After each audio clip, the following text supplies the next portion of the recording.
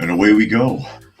So, good morning, good afternoon, good evening, everyone, wherever you happen to be in the world today. Welcome, one and all, to Coffee Talk. It is time once again for Coffee Talk Live, where we will be having some discussion on topics in the news, having a little bit of dialogue with those of you who were able to join us for the live portion.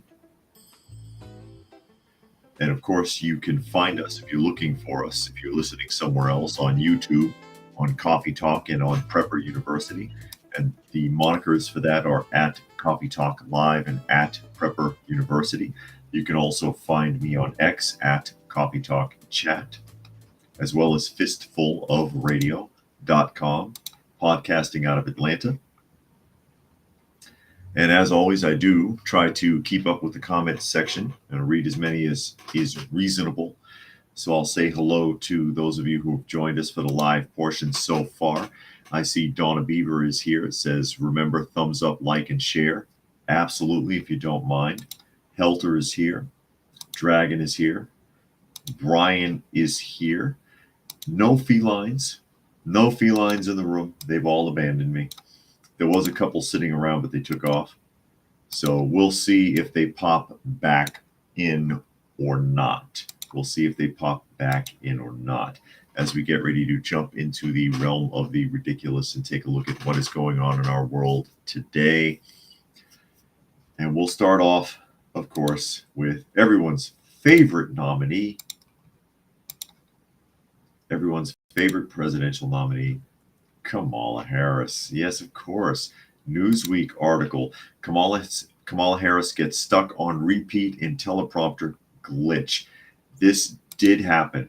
And if it's not in this article, I do have a video clip of this saved. I do have a video clip. And this is something that has been happening lately. I've seen it with other politicians. We even showcased it recently. So Vice President Kamala Harris found herself in an awkward situation during a rally in Michigan on Friday when an apparent teleprompter glitch caused her to repeat the same lines multiple times. Videos of the incident quickly surfaced on X, capturing the vice president as she criticized her opponent Trump and his running mate Vance over their record on jobs in the manufacturing industry. Harris labeled Trump one of the biggest losers of manufacturing jobs in American history. I beg to differ, but whatever. Midway through her speech, Harris appeared to pause before repeating the phrase 32 days multiple times. The vice president was referring to the number of days left until the election day on November 5th. Obviously, it's no longer 32 days because that was Friday. This is Monday, but you get the point. Quote, remember this number, 32. We got 32 days until the election, she said. After a short pause, she added, so 32 days. 32 days. Okay. We got some business to do, she continued, as she attempted to regain her footing, but her speech didn't quite make it back on track as she repeated again, 32 days. And like I said, I have the video clip of that, and I can go ahead and run that here in a minute. While it's not clear if that part of the speech was a gaffe, critics quickly seized upon the moment, suggesting it was due to a malfunctioning teleprompter. Trump has previously claimed he does not need a teleprompter. Isn't it nice, by the way, to have a president who doesn't need a teleprompter? He asked a crowd of supporters at a Michigan rally on Thursday.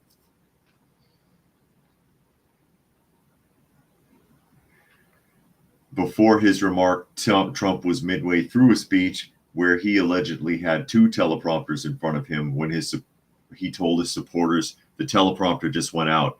He added that only a certain type of person could handle failing teleprompters during a speech. Usually I don't talk about it. He said, oh, we've lost a teleprompter many times.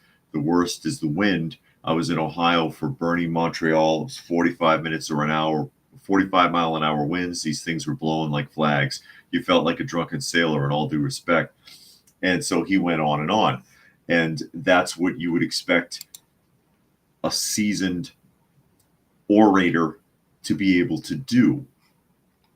And Gary Edwards is here. Glad you could make it.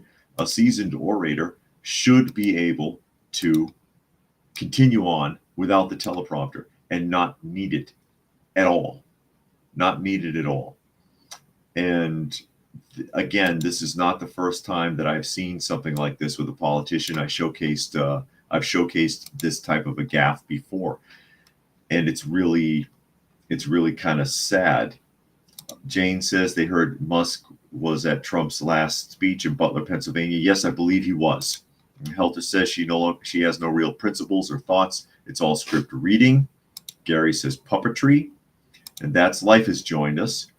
I have the video clip pulled up, and I'll play part of it for you here real quick so you can see exactly what I'm talking about if you have not seen this. This is her on Friday, repeating herself over and over and over again, because without the teleprompter, she doesn't know what to do. And did y'all see Magic Johnson? Remember his number? 32. Today we got 32 days until the election.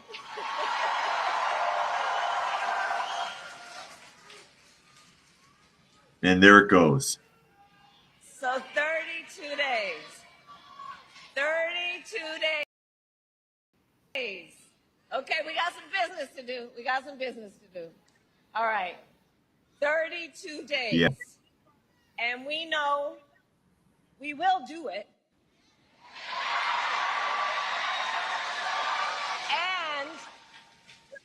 And this is going to be a very tight race until the very end. This is going to be a very tight race until the very end. We are the underdog, and we know we have some hard work ahead. But here's the thing about us. We like hard work. We like hard work. Yeah. And did y'all? Yeah, that's great. Dragon says if she can't handle a teleprompter malfunction, how can she talk on her own during an emergency? She can't. And that's really more so even than that, more so than even just an inability to function without the teleprompter going. Okay, a speech has been prepared for her. She has speech writers. So the thoughts are not her own anyways. And we kind of all know this at this point. All right. But if you're passionate about something, and something actually means something to you,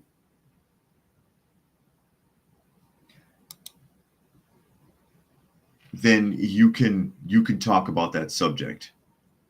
Period. You don't need a speech. You don't need a teleprompter. You don't even need note cards. If someone were to ask me about public school, I could probably go on and on and on. And you've all heard it all before. But the point is, again, if you have a subject that's important to you, that you're passionate about, the woman is running for president. Running for president can't function without the teleprompter.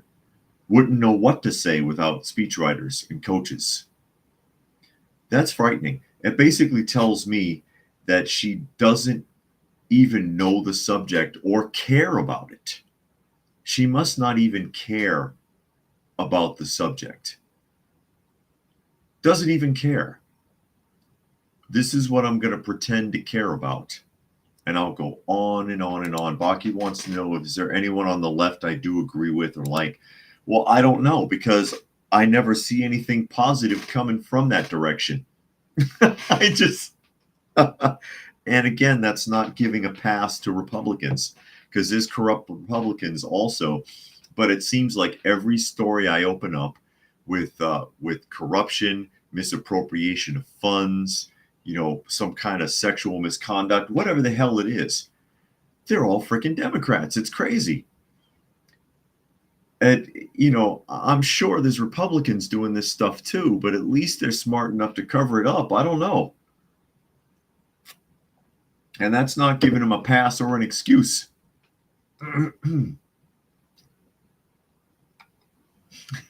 don't know what to say as I catch up here a little bit. Jane says, a past attorney, I always thought I could talk on any subject. You should be able to. I don't have a script. I read the story and I just run my mouth and give some opinion or some conjecture, or point out some things I think might be obvious or something that someone might have missed or whatever. And I could be right, I could be wrong, but I can talk. Okay? Maybe I should run for office. Hell, nobody will elect me. I don't fit. And Rodney made a donation to the channel. Thank you, Rodney. He says, help keep me on the air.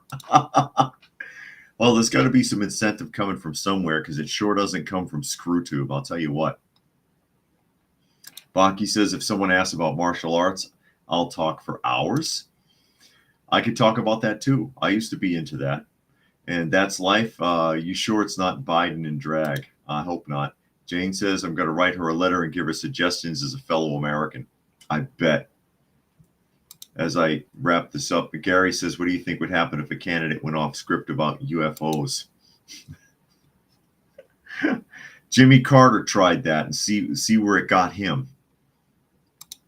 And Jericho says, imagine her or someone like her negotiating with preventing our country from getting nuked to oblivion. Yeah, or hostage negotiations or whatever.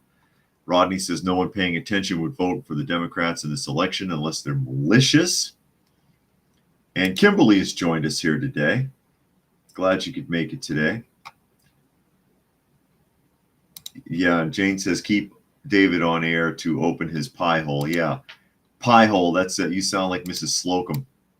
Shut your pie hole. I can't really do a Miss Slocum voice. For those of you who are familiar with Mrs. Slocum and her assistant, Miss Brahms, over at Grace Brothers.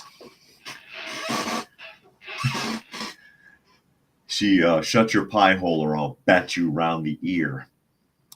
Gary says, ask either candidate to say the phrase gravity is the Bernoulli principle. Bernoulli principle, and see what happens. They don't know about gravity. They don't know. But, you know, it just keeps getting worse. And this is getting interesting, too, with the Hurricane Helene so-called relief fiasco as we pop into a Fox News article here. But again, I have to think, not only is she not equipped to do what she's trying to do, I don't care if she has been in politics 34 years, not only does she not appear to be equipped, and not only does she appear to be controlled and relying on an outside source for everything that she's doing, but there's no passion. She doesn't care about what she's doing. She doesn't seem to care about what she's doing at all. Or else she could talk on the subject. She could have done exactly what Trump did in that one speech. Well, teleprompter went out, so here we go. Let's do this. Or let me go on with this. Why do you even need a speech? You should be able to talk without one if you cared about the subject at all. And Tuck says, Johnny 5 asked me to ask everyone to please like, share, and subscribe.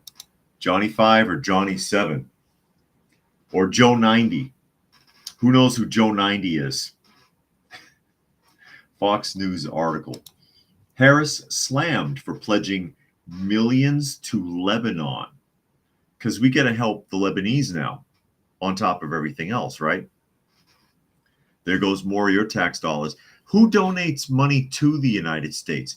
How much money do you think has been collected from overseas for the Hurricane Helene relief? Anyone want to guess?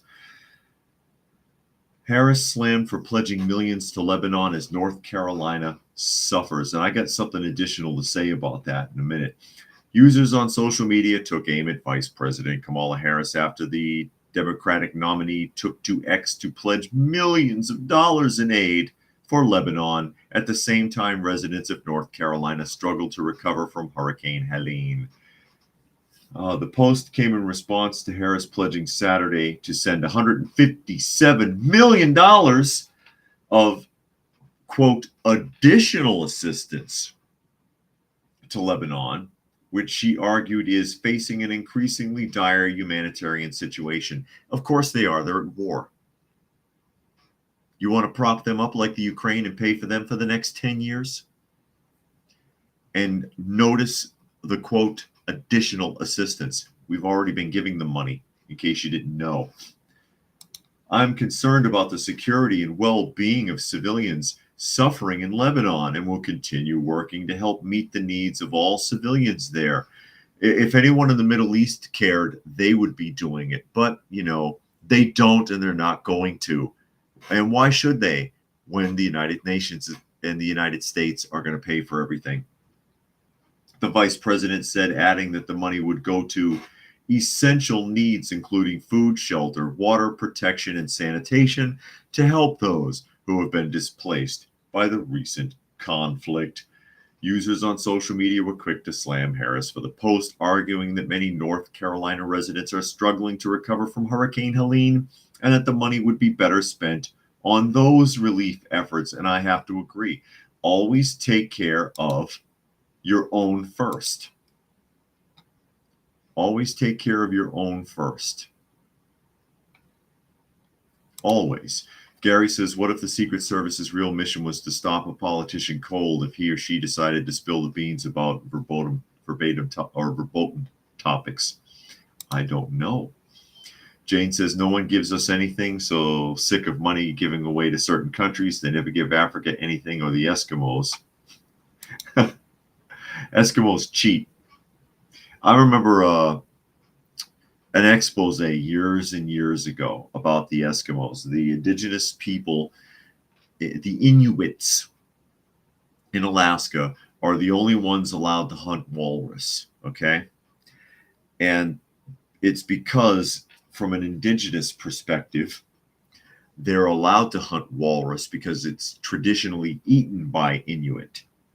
But then they had all these videotapes of Inuits hunting walruses, chopping off their heads and leaving the carcasses behind because they were selling the tusks on the black market. Let that sink in. And Paul is here. He said, wanted to say hello from the People's Republic of New Jersey. Love the channel. Thank you, Paul. I appreciate that. Helter says most Americans couldn't point to Lebanon on a map, but the government gives them more aid than its own civilians. Americans can't point to America on a map. And I did that. Did I talk about that on a video before?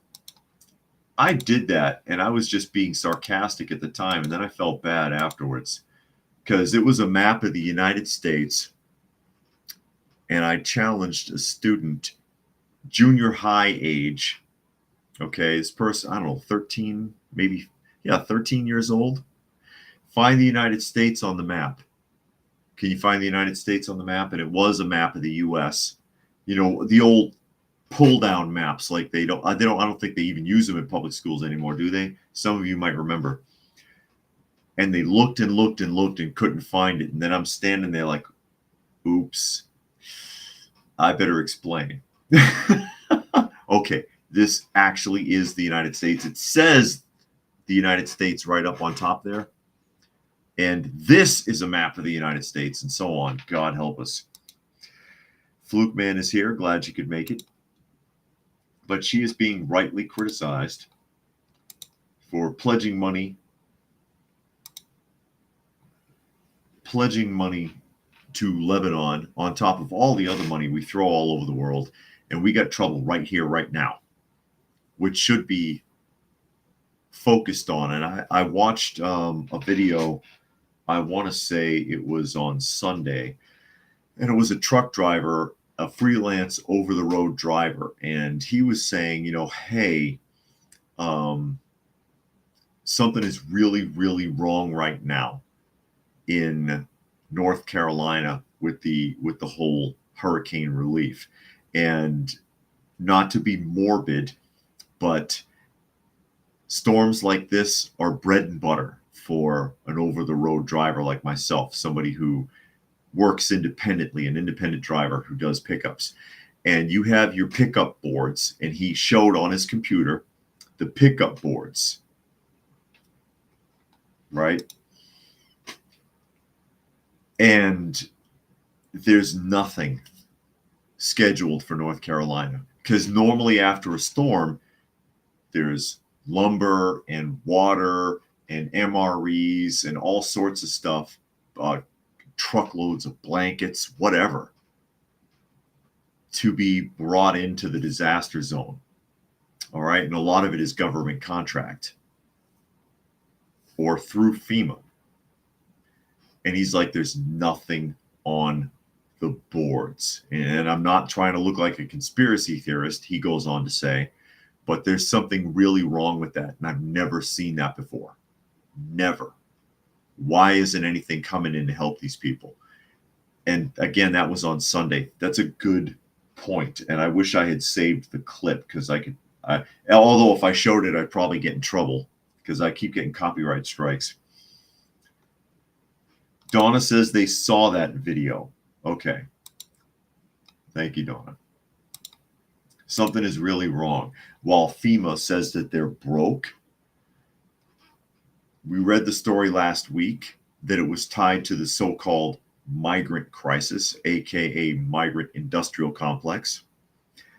Then FEMA turned around and denied that they don't have any money because they gave it all away to illegal immigrants. But also, although that's already been exposed and it's already been shown that they're out of money, but then evidently they're also sitting on billions of dollars that's not being used or hasn't been touched. And that was revealed this morning. So what the hell's going on with FEMA? Bad management? Poor accounting skills? What's the problem? What is the problem? And you're not going to get a straight answer out of anybody. And there's one more thing I wanted to hit about Kamala here. And then we'll move on. Because I don't know if you saw, she was in this media blitz over the weekend. Media blitz over the weekend. And Fluke Man says American kids can't find America on a map, aren't stupid. Their IQ is probably average. They just have different knowledge. Yeah, like the gestation period of a hippopotamus, perhaps, or other worthless trivia that will not ever get them anywhere in life, that will serve no purpose unless they go on a game show, if they don't like fall to pieces with nerves. And then Brian says, at least the kids know calculus and chemistry and other trivia. And they don't really know it. They don't really know it. They don't know calculus. They know how to use a calculator that can equate calculus, but they can't do it. And Gary says, usually the morons show up to help in a crisis before the government does. Or Mormons. I read that wrong. The Mormons. People who were trying to help were getting into trouble. Case in point, the helicopter pilot who was threatened. Hollywood Reporter article, a month from Election Day, Kamala Harris media already is a media blitz. And this happened over the weekend while she was in the New York. Vice President and Democrat nominee has set a slew of media appearances this week, including live interviews with The View, again, sit-downs with Howard Stern and Stephen Colbert. Yeah, all the shills. If you switch on a TV or a radio this week, don't be surprised if you see or hear Kamala Harris, the Democratic presidential nominee, after mostly avoiding interviews over the past few months, is going on an all-out media blitz this week, booking a number of high-profile interviews that span mediums and audiences.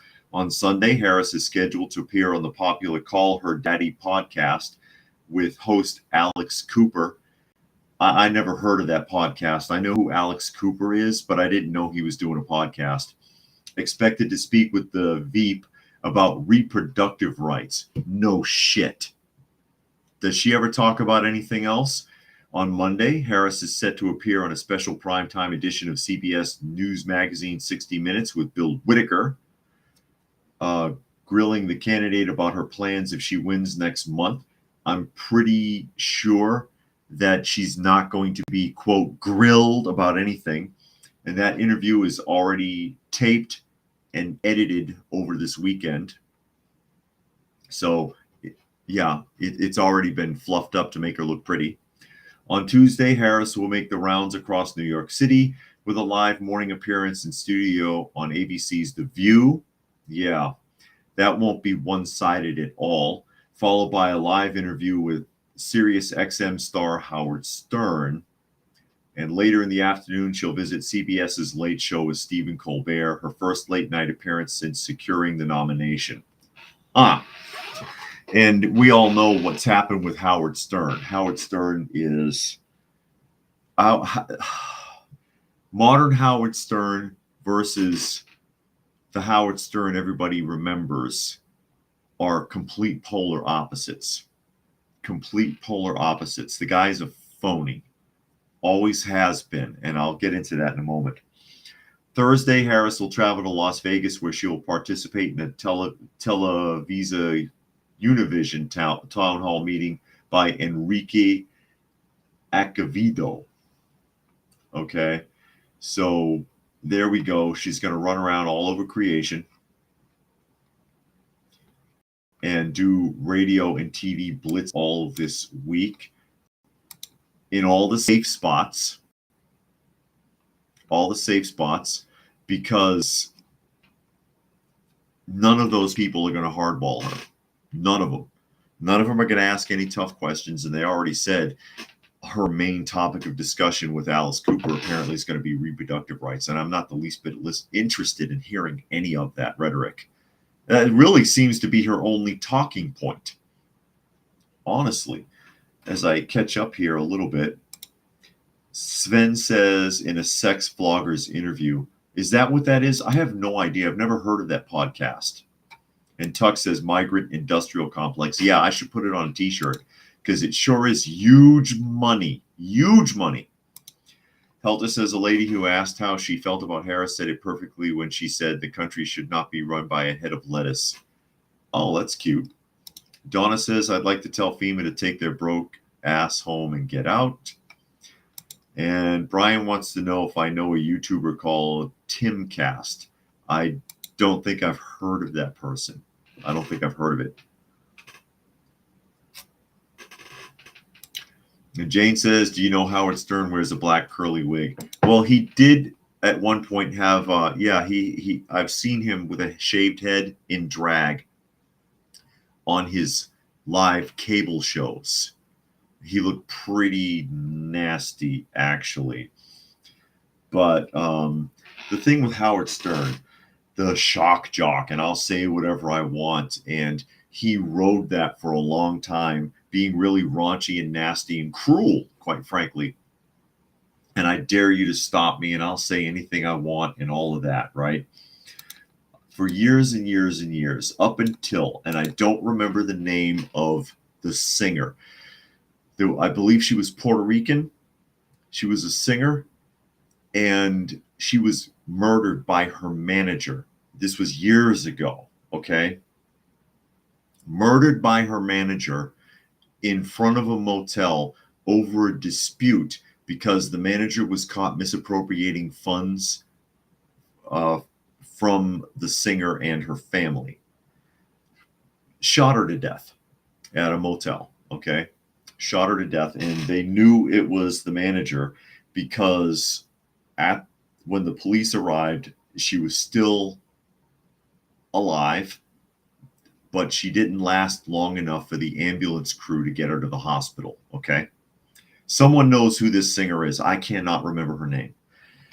Howard Stern did a bit on his radio show making fun of her getting killed, and he played one of her songs with machine gun fire in the background and all kinds of stuff. And they came down on him really hard, but they came down on him for real.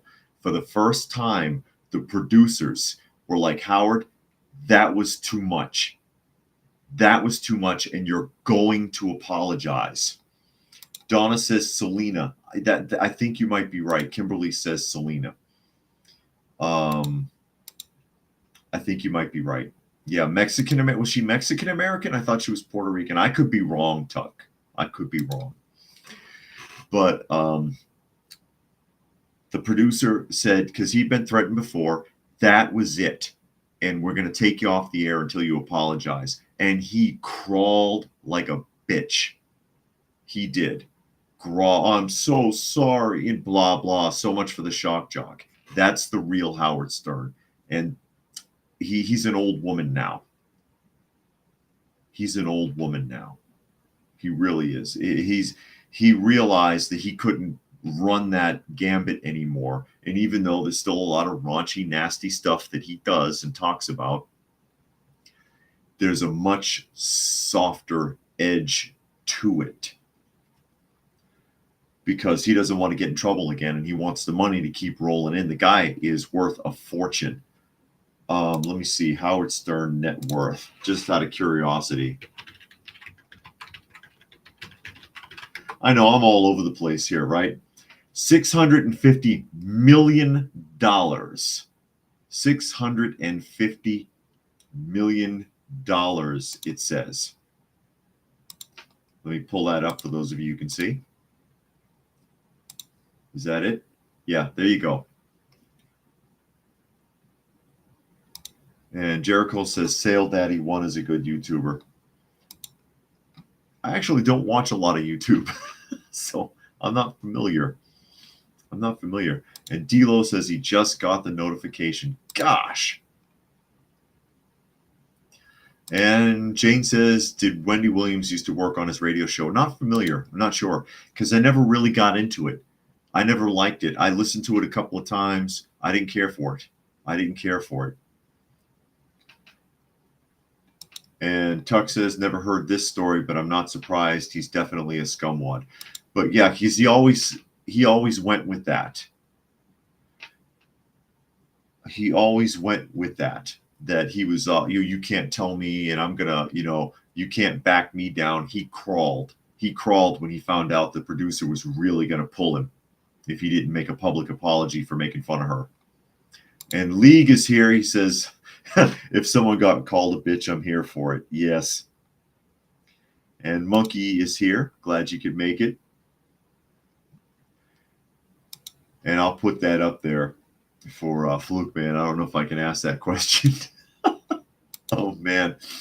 Yeah, let's redistribute that wealth. No, Howard Stern is not redistributing anything, or distributing. Distributing depends on what side of the pond you are from. Here's your story of irony for the day. You ready for your irony, your dose of irony for this week? This is a good one. This should be the top story right here. It's a Telegraph article. You remember this guy, don't you? That guy look familiar, anybody? That is Victor Bout. And Jericho says the chat cut off, but that does sound like a Selena incident. Her manager or a manager was like jealous of something of her and shot her. Yeah, it was in front of a motel. They were meeting in a motel, and she was supposed to turn over her records because she had been stealing money. There's actually a documentary about it. My wife watched it. That's how I know. The manager was misappropriating funds. Dad caught wind of it. Had the girl fire this woman. She's supposed to turn in her records, but she showed up with a pistol instead and shot Selena. And she basically bled to death in the arms of a police officer telling her, yeah, so-and-so shot me. It's really sad. Actually, it's really sad. But Fluke Man says some just can't get enough money, fame, and attention. It's never enough. They always want more and more. Yeah, I know. And Sven says he's selling arms again. And Jericho says, no disrespect to her. Of course, it sucks what happened, but he wasn't a fan. Yeah, I don't know any of her songs either. But plus, it was a Latin flair. So unless you're into that type of music, you wouldn't really care for it. But there he is. There's Victor. Victor, of course, is the Russian arms dealer that the Nicolas Cage film Lord of War is loosely based on. Released by Biden in exchange for Brittany Grimes. Brian says the mustache looks ridiculous. Come on, he's got that solid 80s mustache. Give the man a break. He's got to have something. Telegraph article, Russian merchant of death freed by Biden. reportedly selling weapons to the Houthis. Oh, that's great. Back in business again. Thanks, Joe. Because, first of all, it's bad enough that the guy who's already been there, the Marine correspondent or whoever the hell he is, I forget what his title was, that's been already in prison in Russia 4 years, that they had brokered a deal for, got kicked to the back of the line for Brittany Grimes or Griner, whatever the hell her name is. Okay? Kicked to the back of the line. And then they demand getting this guy too, and Biden goes for it. Back in the saddle again, Victor Bout, the Russian arms dealer known as the Merchant of Death, who was freed by Joe Biden in 2022, is reportedly selling Russian weapons to the West's enemies once again. How's that for irony? Thanks, Joe. The Wall Street Journal reported that Bout was dealing arms to the Iran-backed Houthi rebels in Yemen less than 2 years after he was freed in exchange for Brittany Griner, the U.S. basketball player. When Houthi emissaries went to Moscow in August to negotiate the purchase of $10 million worth of automatic weapons, they encountered a familiar face, the mustachioed Bout, it reported, citing sources. Houthi rebels have fired missiles and drones at Western ships in the Red Sea, U.S. ships, for Israel's incursions into the Gaza and Lebanon.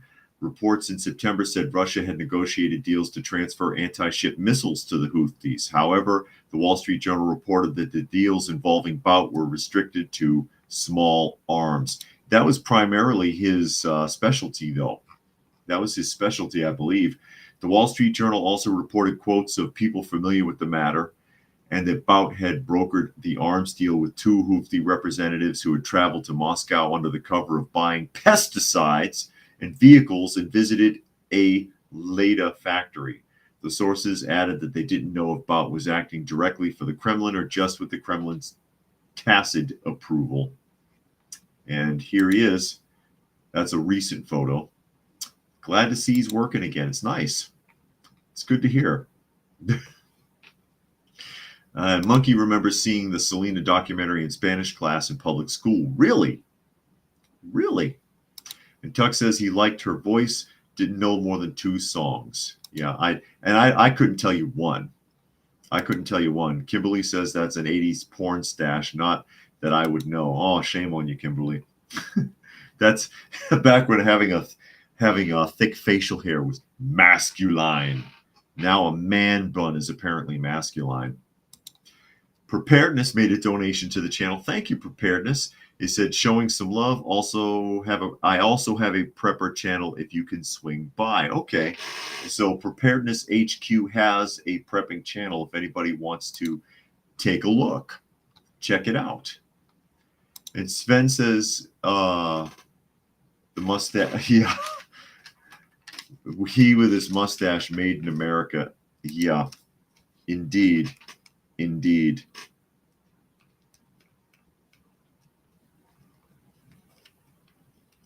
Just want to check something off here really quickly because I don't want to forget.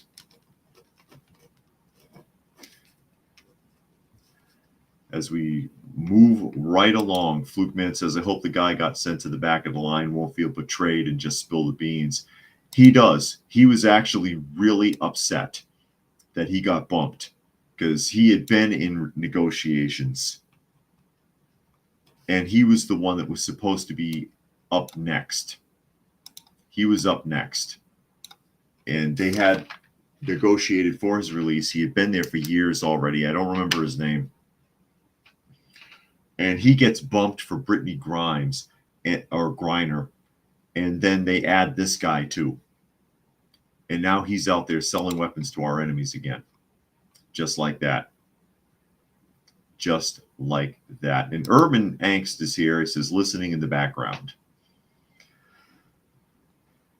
And Monkey says, so great to exchange a person known for selling weapons to terrorists and other groups for an entitled female basketball player. Yeah, indeed.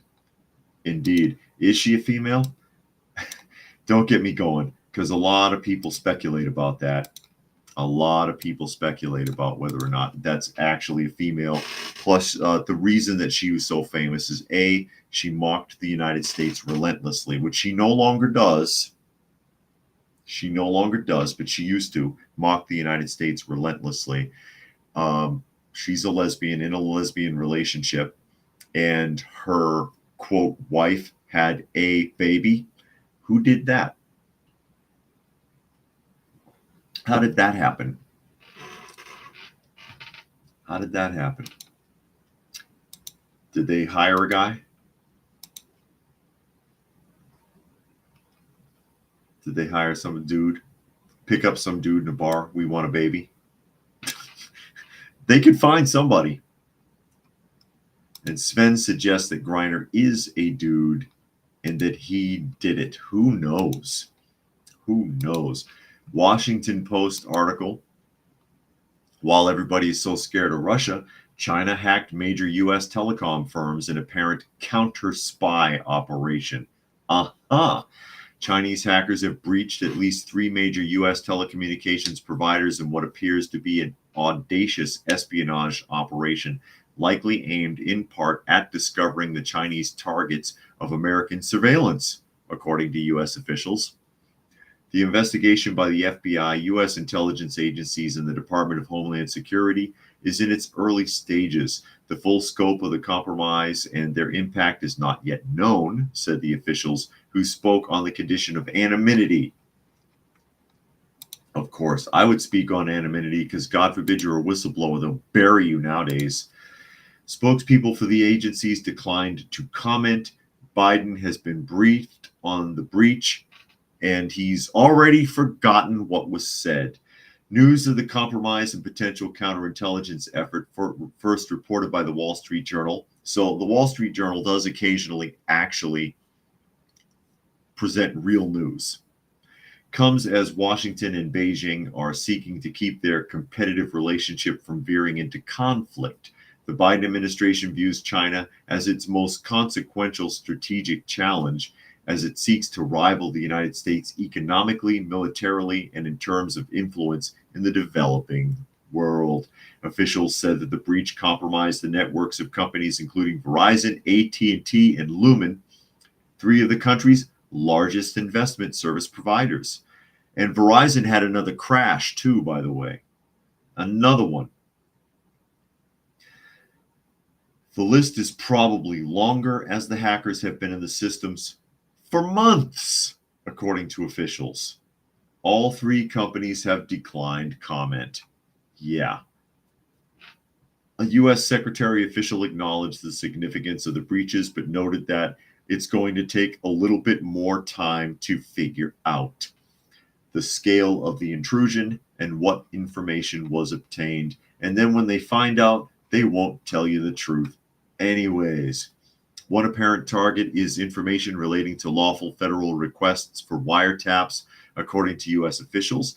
There is some indication the lawful intercept system was targeted, the security official said, but the hackers' access was broader and may have included more general internet traffic coursing through the provider's system.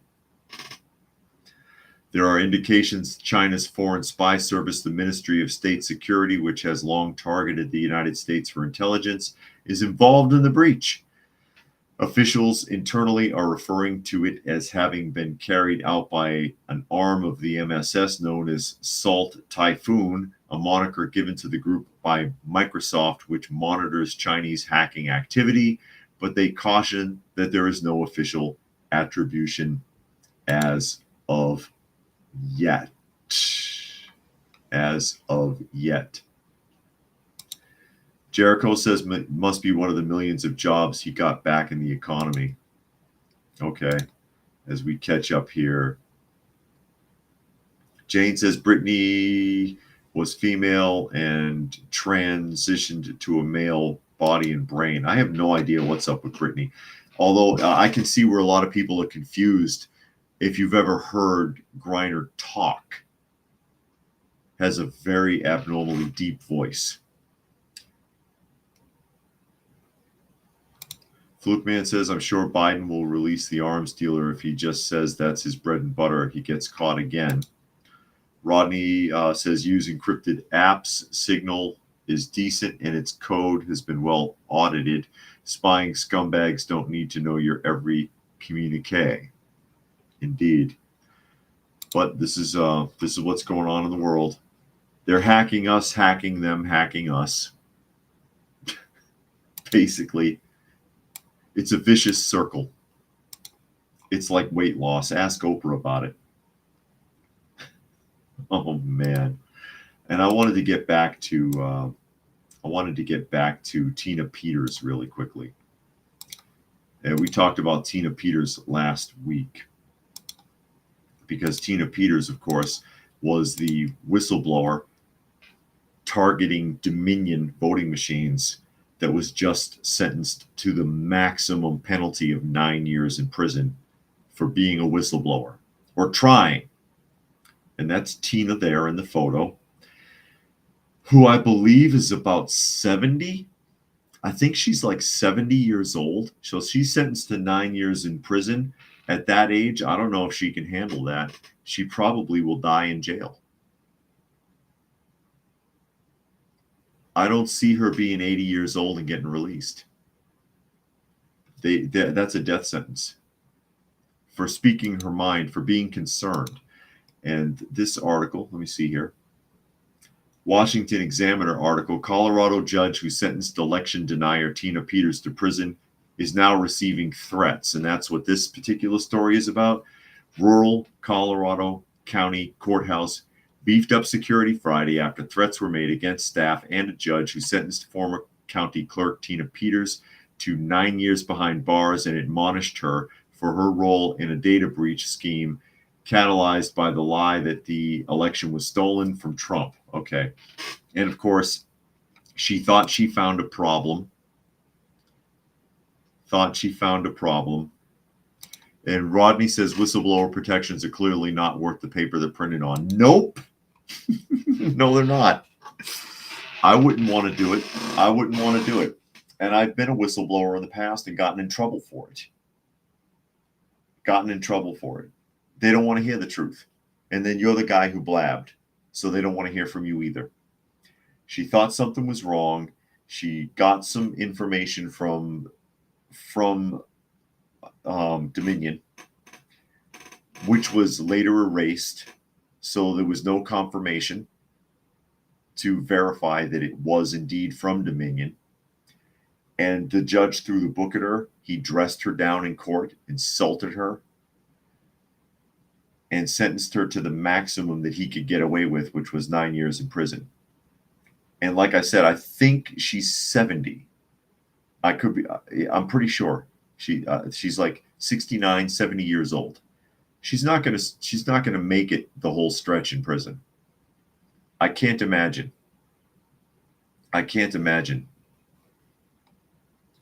And Tuck says I wouldn't even call Crime Stoppers. Crime Stoppers has outed callers before. Isn't that a damn shame? And this is a weaponized judicial system, just like with the whole bit with January 6th. It's a weaponized judicial system, making people afraid to stand up for themselves, making people afraid to take a stand, to come forward, to speak their mind. What is her crime here? What does it say at the top of the article? She's an election denier. What does that mean? We already know that you could end up on a 3-letter agency watch list for publicly denying the election now. They've been doing that. So where does it end? That's the equivalent of, and I'll come up with an example here. If you could imagine that you believed the earth was flat, okay? You believed that the world was flat. I'll put that up from League. I don't know if I can read that.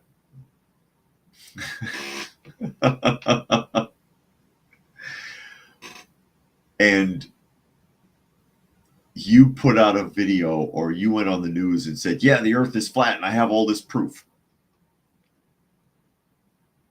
and you were labeled a round earth denier, and they came and rounded you up and put you in court and sentenced you and put you in jail.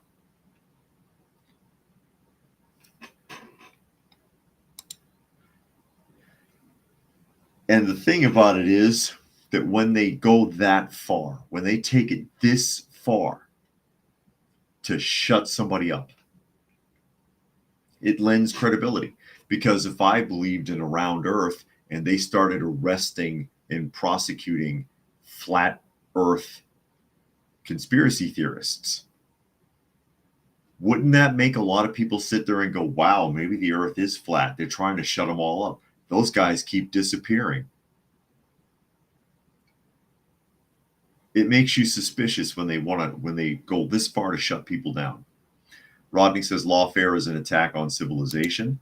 Sven says appeals court should toss this with prejudice. Yeah, you would hope. They are going to try to appeal it, of course. Kimberly says this is some communist crap. She needs a kick butt attorney to appeal that. That is basically limiting and punishing her for free speech. And Flukeman says election denier. There's nothing more than having your own opinion that we are entitled to. You should be entitled to it. You should be, right or wrong.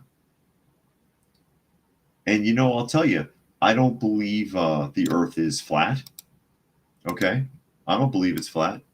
But there's a lot of people that do. And it's not hurting me if they believe it. I don't care. Go ahead and believe it's flat. Believe it's a triangle.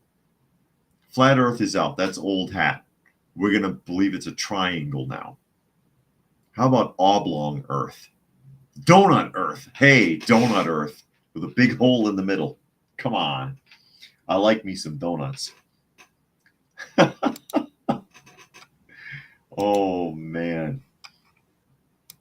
That's what we're reduced to. This is what we get. And just like with January 6th, it wasn't an insurrection. They can't call it that anymore. Not since the tapes were revealed. But those people haven't been given any relief based on the revelation of the footage that we all have access to now. They were still hit just as hard in court, the people from January 6th. It was reduced to a riot. Some of those guys now have decades-long sentences. That's setting a precedence. That's trying to make people afraid to stand up for themselves. That's what that is. Brian says donut earth, Homer Simpson's earth. Yeah, I know it. Donut earth. Cake donuts, though. Not those mushy ones. I don't like the soft ones. I like the Dunkin' style. Although I haven't been to a Dunkin' Donuts in I don't know how long. Because to me, it's not a donut shop anymore. If I go into Dunkin' Donuts, I don't recognize the place. When I was growing up, man, the whole room was filled with donuts, and you could smell it outside. Now it's like a lane with donuts. And I'm like, what the hell are you doing, guys? What the hell are you doing? Where are my donuts at? Anyways, that's a huge problem. You've got people so that they are afraid to speak up about problems in government, in industry. Again, Boeing with their 2 whistleblower deaths, mysterious deaths. Really? Really? We're supposed to trust this? I don't know what to say. I don't know what to say. And just to emphasize on how cruel kids are, the Independent article, schools are being bombarded with hoax shooting threats and the semester has just begun. I've been hearing a lot about this. With a new academic year underway, schools across the U.S. are facing twin threats: the very real prospect of gun violence, and as evidenced by the recent tragedy in Georgia, and a rising wave of hoax threats. In the wake of the Apalachee High School shooting, FBI Houston officials said they had gotten more hoax school threats in the following 3 weeks Then in the previous 3 years, a Missouri hotline has already gotten 301 potential threats, nearing the total of the entire previous academic year. One Florida sheriff said 54 threats came in through a state tip line on a single night. And it goes on to talk about some really bunch of kids who have been arrested for doing it, because that's essentially what mostly it is, a bunch of kids. They think they're funny. They think they're funny because kids do stupid things, number one. And number two, they have no guidance, either from their parents or from society. And so they do dumb stuff like that. Problem with that is now they're going to be held majorly accountable for it. They're going to be charged as in felonies. They're going to be charged with terroristic threats. So now you can have a 15-year-old with a major record because they thought they were cute. Chris says, I hope that if Trump wins, he would pardon the January 6 people. I think he said that he was leaning in that direction because it's too much. Charging them with disorderly conduct or even a riot is one thing. And then you had people from like BLM who were arrested for rioting and they're out the next day. And then where's their long sentences? Why aren't they in jail for decades? Why isn't their leadership facing 30-year prison sentences? That was insurrection. Entire city blocks burning to the ground. Hundreds of people injured. Seriously. Rodney says the Democrats seem oddly cavalier in their attitude towards the public. It's almost as if they have some plan to manipulate a certain count in a month or so. Oh, yeah, count. Jericho says that is oppression in the purest form. Brian says their dad said one time that those threats are probably from geeks with glasses who think it's funny. Yeah, I'm sure it is. I'm sure it is. Not that adults are outside. It's outside the realm of possibility that an adult could do something stupid like that. But mostly I'm willing to bet it's kids who think they're funny. Or trying to get out of school.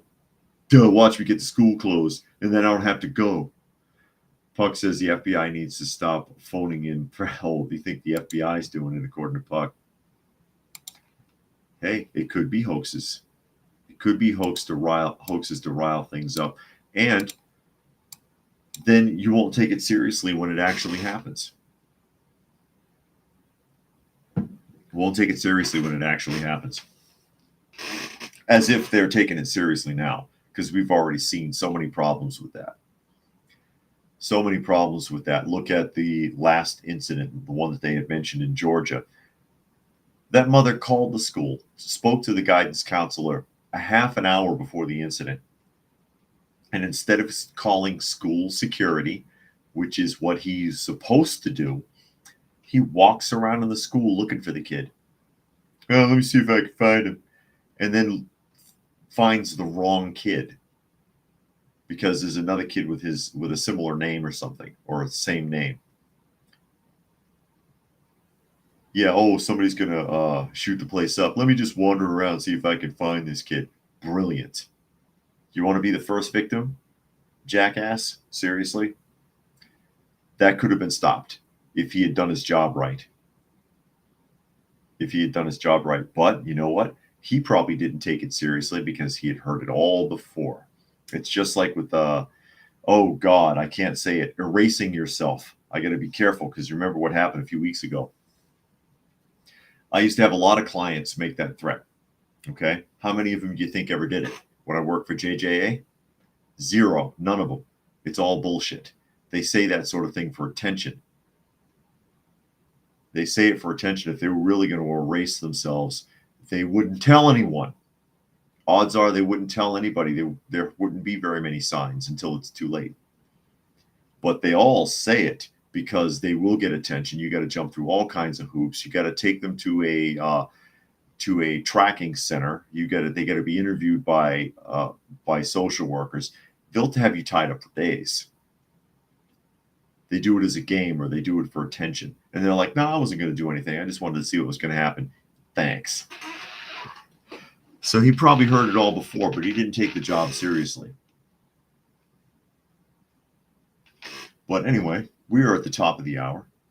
So I'm going to go ahead and start signing off. Again, you are listening to and or watching Coffee Talk, and you can find the live portion Monday through Friday at 2 p.m. Eastern Standard Time on Coffee Talk and on Prepper University. You can also find me on X at Coffee Talk Chat, and you can find me on fistfulofradio.com for podcasting out of Atlanta. Special thanks to Preparedness HQ and to Rodney, who made a donation to the channel today. Very much appreciated. Helps a lot. It really does. Really helps a lot. Thank you, everyone else who was able to join us here today. Hope you all got something out of the conversation.